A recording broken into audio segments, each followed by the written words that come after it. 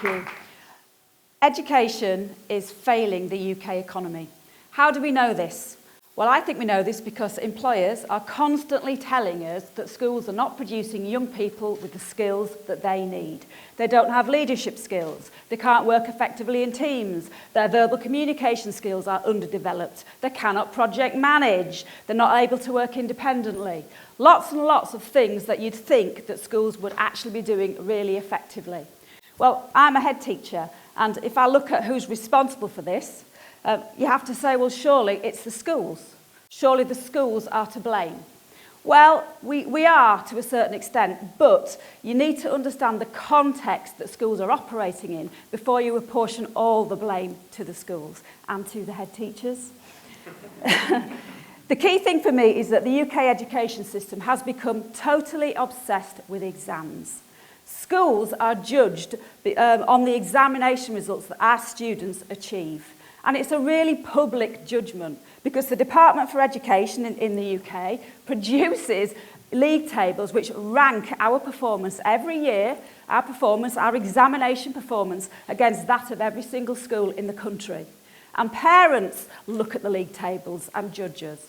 And the media looks at the league table and judges us. And really importantly for us, the God that is Ofsted for schools looks at the league tables and judges us as well. And the Ofsted judgment is absolutely key to any school, and anybody working within the education system knows how obsessed we are about actually making sure that we tick all the boxes for Ofsted. Ofsted are really funny about examination results because what they say is that you can't be a good school. Regardless of everything else that you do, you cannot be a good school unless your GCSE results, your A-level results are at least good. And good for Ofsted isn't just students coming in and making expected progress. Oh no. What Ofsted want is for schools to add value. So it's all about high aspirations, high expectations. And I don't have a problem with that, but it means that it's really challenging for all schools because young people have got to come to us and we are judged on the progress they make from the exams they take in primary school aged 11 to the exams that they take at the end of compulsory education aged 16.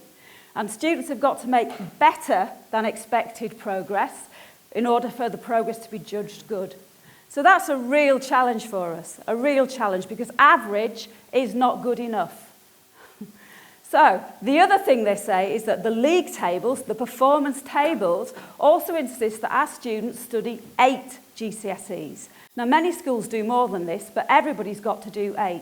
So every single kid has got to make better than expected progress in 8 subjects. The problem for schools is that because we're so obsessed with the examination results, and because in most schools we only have a 25-hour teaching week, there is absolutely no time for anything else other than to teach to those exams. And that, unfortunately, is what we do. So we do not spend time encouraging our young people to become leaders. We do not allow them to work in teams unless that's actually a part of the exam syllabus. We do not focus on verbal communications because, to be quite honest, the English GCSE English language isn't interested in verbal communication. It's not even assessed. It's interested in reading and writing, which I think is bonkers. But, you know, that's the new exam introduced 2 years ago. And because that's the exam, that's what we do, because we have become slaves to the league tables. We don't allow our young people to work independently in schools because we're absolutely terrified if we do that, then they will not make the progress that we have to have them make, and we cannot afford for them to fail or for us to fail. If we come on to creativity, which is a real thing that I am passionate about as an art teacher, one of the performance measures that schools are judged by is the English Baccalaureate, or EBAC. It's this government's preferred performance measure for schools, which means that lots and lots of schools channel young people into the English Baccalaureate. The EBAC consists of English, maths, sciences, history or geography, and a modern foreign language. There is not a single creative subject in the EBAC. There is no art, there is no music, there is no dance, there is no drama.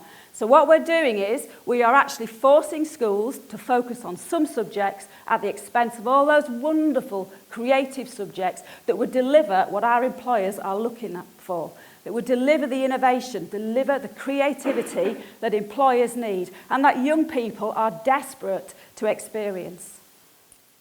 Brings me on to digital. Digital technology we know is absolutely integral to the success of our global community. Yet in the UK, 72% of large businesses and 49% of small and medium enterprises say that they cannot fill the skills gap, the tech skills gap. People are not coming to them with the skills that they require. Yet again, schools should be developing young people. They are the digital generation. They are the bedroom coders. They're on social media 24/7. Yet we are not producing young people with the skills, the digital skills that businesses need. The reason for that is because digital is not in the English Baccalaureate. Unbelievably, it does not figure in the EBAC performance measure. And because we are slaves to the performance measures, we do not teach those skills. I think it's criminal. So what we get is the performance tables, the performance measures that schools are judged by, actually steering schools into certain curriculum pathways, regardless of whether we agree with them, regardless of whether they are right for our young people. And we all steer them down these pathways at the expense of other really exciting subjects that our young people would love to study and that our employers and our economy needs them to study. One of my favourite quotes is from Albert Einstein.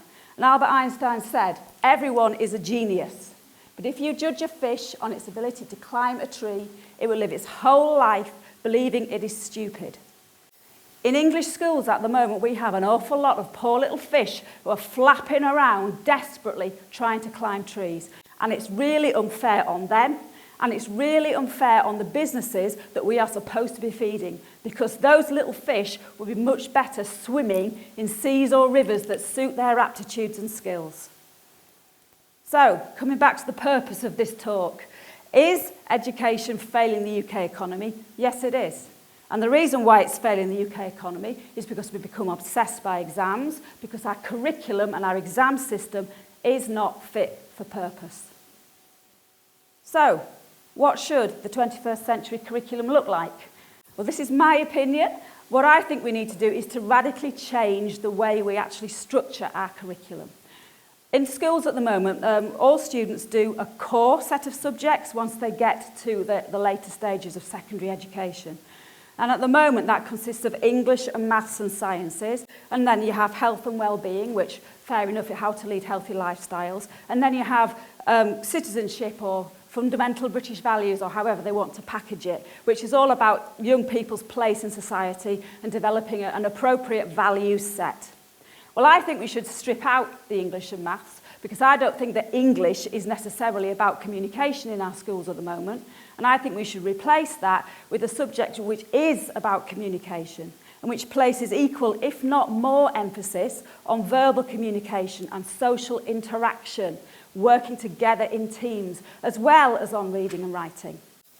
And I think we should strip maths out of the curriculum as well. And I think we should replace that with numeracy, because ultimately the core curriculum should be about what everybody needs to be successful in their personal lives and in the world of work.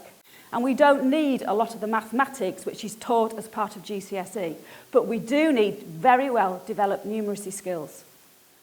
The other thing I will put in there, because I think it's just a no-brainer, is that everybody needs to study digital, because everybody uses digital. We are digital citizens, and what we have to do is make sure we handle digital responsibly and that we develop tech-savvy young people who can go out into the world of work and actually deliver what employers and our economy needs. That would be my core curriculum, the thing that everybody needs to study. This, for me, is absolutely key, though. I would then develop what schools call the option curriculum, the subjects that kids are allowed to choose, and I would have 3 pathways. I would retain a sort of EBAC-looking pathway, where students can study English language and English literature, and they do study history or geography and a modern foreign language, because those subjects are valuable and they do produce skills. They're just not right for everybody. I would also have a STEM pathway that kids could opt into, where you do your sciences, and yes, absolutely, you do your pure maths and your statistics. And you do your digital, your technical digital. And then finally, my favourite pathway would be the creative pathway, where we put back into the curriculum all those amazing creative subjects which switch people on and encourage them to be creative thinkers and express themselves creatively as well. But the key thing is that all three pathways will be equally valued by the performance measures and by Ofsted, so that schools are free to allow young people to opt into the pathway which best suits them and are not penalised by the examination system and the league tables, which ultimately decide whether or not we are judged a good school by Ofsted. A few years ago, I was head teacher at the successful East Riding School, and at the time we thought we were amazing. And the league tables looked like we were amazing because we were the top performing school in Yorkshire and Humber for our examination results.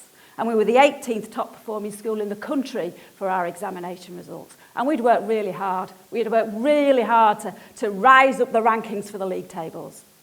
And then I had an opportunity to meet Charlie Spencer, who is executive chairman at Spencer Group Engineering in Hull. And I also met Finbar Dowling, who was then overseeing the development of the new blade factory for Siemens in Hull. And Charlie and Finbar spoke to me about a new vision that they had for education. And they challenged my perceptions of myself about whether I was a good head teacher and of whether or not my school was a good school. Because what they said was that I might be churning out kids with top quality examination results, but did those kids have the skills that Charlie and Finbar's businesses needed? And I thought, I haven't got a clue, because I've never thought about what you need, because what drives me as a head teacher is my performance in those league tables. And it made me rethink absolutely everything I did, because I realised that I had become obsessed with ticking the Ofsted boxes and driving my school up the rankings, and I'd forgotten about the purpose, or what the purpose of education actually is. And that, quite simply, I think, is to make sure that young people are prepared for the next steps after leaving school. So, of course, everything that Charlie and Finbar said to me was true. And I knew that I had to stop doing what I was doing, and I had to join with them and rethink how education should be delivered. So I've been working in partnership with Charlie Spencer and a big team of employers, and what we've been looking at is an employer-engaged model of learning. And what we think a learning should look like is this. Employer engagement has to start from the perspective of the skills, so you have to involve businesses in designing and developing the curriculum. Yes, students need to sit exams, and yes, lots of things that we're currently doing need to be incorporated into that curriculum. But really importantly, we have to consult the employers in designing it. Because if it doesn't start from what they need, we will not deliver young people who can slot into those businesses and have a really positive impact on our economy. Secondly, and this is where we need the employers to step up, they need to stop moaning, they need to start doing, because they have to support teachers to deliver the technical and the specialist aspects of that curriculum. We're teachers. Some of us may well have worked in industry, but we are not working in industry now. So our knowledge is not current. So what we need to do is join forces with people from industry coming into school to work with teachers to teach the specialist and the technical skills and the employability skills that young people need. Thirdly, I think we need to cut down the number of exams that kids do. And what we need to do is to do the subjects in much more detail. We need to do the subjects bigger, if you like. And we need to create opportunities where young people can take the theory that they're learning in classrooms with teachers and apply that theory to real projects set by employers to contextualise the learning, to make kids think much more deeply about what skills they have learned and apply them to something. Because if you do that, you deepen their theoretical understanding and you make the learning real. And finally, employer engagement needs to involve the employers providing the careers information, advice and guidance that schools are currently trying to do. Now, we're teachers, we haven't got a clue about what engineering consists of or all the amazing opportunities there are in digital. What we need to do is we need to broker the employers coming into our schools to actually talk to the young people about what they do. What are the career opportunities in their industries? And really importantly, in the 21st century, where technology is moving at such a rapid pace, we need them to be predicting the sorts of jobs that young people could move into in the future. We can't do that as teachers. We've got some brilliant careers advisors, but what we need is absolutely amazing industry experts talking to our young people so that they can inform the pathways that they take. Okay, so coming back to the purpose of this talk then, is education failing the UK economy? Absolutely it is. Absolutely. We can't deny it. And the reason for that is, as I've just said, we need the employers to be working with the schools. Students are studying too many exam subjects. The content of the exams is not covering the skills that the employers need. The curriculum is far too narrow. And the thing that's driving all of this is the performance measures for schools, which prioritise some subjects over others. If we change the performance tables, we will change what schools do, because that's what drives us. And change is the key word, because I think at the moment we are failing young people in schools. We are quite clearly failing businesses, and we are most definitely failing the UK economy. And if we keep doing the same thing over and over again, or tinkering at the margins, changing the odd subject here and there, then we are not going to have the impact that we need. So what we've got to do is actually do it completely differently. So employers must get involved with the schools. They have got to work in partnership with educators so that the curriculum that we put in place and the way we deliver it is fit for purpose and works for them.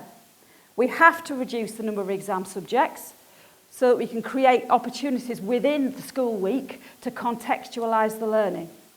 We have to incorporate employability skills into the exam subjects themselves. If you put leadership in an exam, we will teach leadership because our kids have got to develop those skills to get the grades that we need them to get. If you don't put it in the exam, we will not teach it. Really sad, but that's an absolute true fact because we do not have time to do anything else. We have to broaden the curriculum to make sure that we have opportunities for everybody so that all young people can tap into what makes them tick and their particular aptitudes and interests, but really importantly to broaden the skills that we are teaching young people as well so they fit with what employers want. And then obviously to do it all we have to change the performance measures. So all subjects and all curriculum pathways must have equity. And if we prioritise as well within those performance measures the destinations that our students move on to when they finish school, which after all is the absolute purpose of what we do, if we put those into the performance measures so that we as teachers or as head teachers are judged on where our kids go from us, then that will make sure that we prioritise the careers and the higher education opportunities that they move on to in a way that we really don't think about now. And the key thing for me is that we have to do this now because, as I've said, we are failing lots of people and we are failing our employers and we are failing the economy. And if we don't do that now, that little duck that was my metaphor for the struggling UK economy is never, ever going to get its head above the water. Thank you.